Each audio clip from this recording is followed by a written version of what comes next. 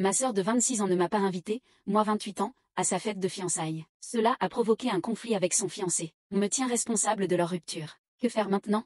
Pour être totalement transparente, je suis la meilleure amie du fiancé. Nous sommes amis depuis que sa famille a emménagé en face de chez nous quand j'avais 11 ans. Nous avons été l'un pour l'autre à travers les hauts et les bas de la vie. J'étais là pour jouer aux jeux vidéo avec lui lorsque ses parents se disputaient tellement qu'ils ont fini par divorcer. Il était là pour moi quand mon père est décédé. J'étais la seule famille présente à sa remise de diplôme universitaire et j'avais engagé quelques drag queens pour venir l'encourager avec moi.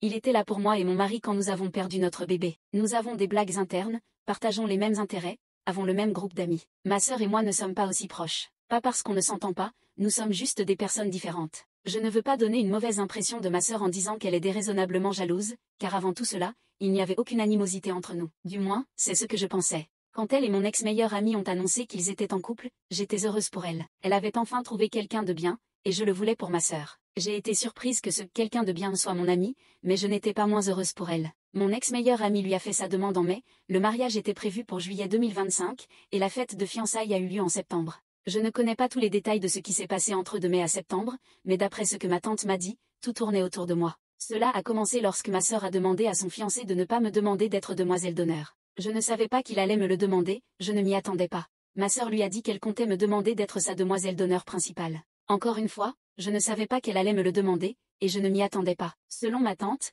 il n'arrêtait pas d'en parler.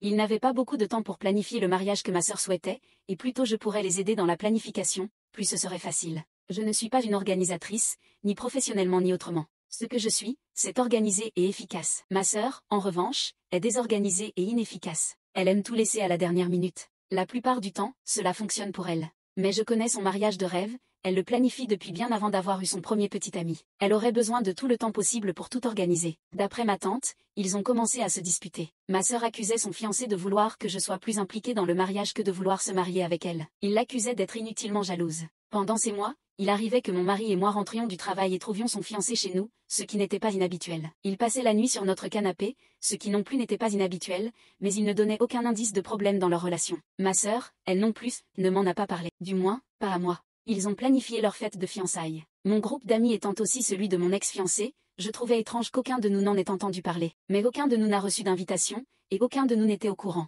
Il s'est avéré qu'il pensait que nous étions tous au courant et que nous avions déjà confirmé notre présence. Il ne savait pas que ma sœur avait donné des invitations verbales et avait demandé aux gens de garder le secret, car il n'invitait qu'un petit nombre pour réserver le plus grand nombre pour le mariage. Ce n'est que lorsqu'il a vu que ses amis étaient absents qu'il a commencé à avoir des soupçons. Le lendemain, il a demandé à ma sœur pourquoi aucun de ses amis n'était à la fête, pourquoi moi, sa propre sœur, je n'avais pas assisté à la fête. Elle lui a dit qu'aucun de nous ne pouvait venir, que nous avions tous d'autres engagements. Il ne l'a pas cru et l'a poussé à s'expliquer. Ils ont eu une grosse dispute, jusqu'à ce qu'elle craque et lui dise tout, qu'il m'a toujours priorisé avant elle, qu'elle savait qu'il était amoureux de moi depuis que nous étions enfants, qu'elle nous espionnait quand nous étions ados et que je passais mon temps chez lui à jouer aux jeux vidéo, que quand notre père est décédé, il ne me quittait presque pas. Elle a aussi dit qu'elle pensait que mon bébé devait être le sien, vu tout le soutien qu'il nous avait apporté pendant les funérailles et les semaines suivantes. Puis elle lui a dit qu'il était temps qu'il fasse un choix. Alors, il l'a fait. Il a retiré la bague de son doigt et est parti. La première fois que j'ai entendu parler de tout cela, c'est quand ma mère m'a appelé pour me passer un savon et m'accuser d'avoir ruiné le bonheur de ma sœur. Je lui ai demandé de quoi elle parlait,